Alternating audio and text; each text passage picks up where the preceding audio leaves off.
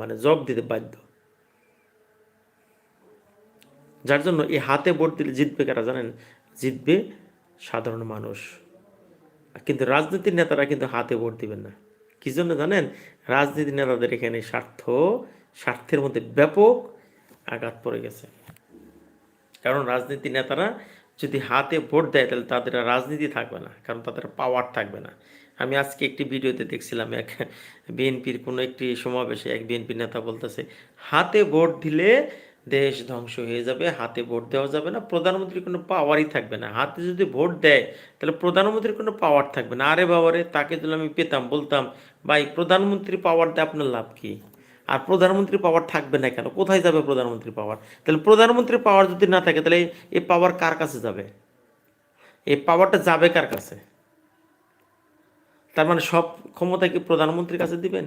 আর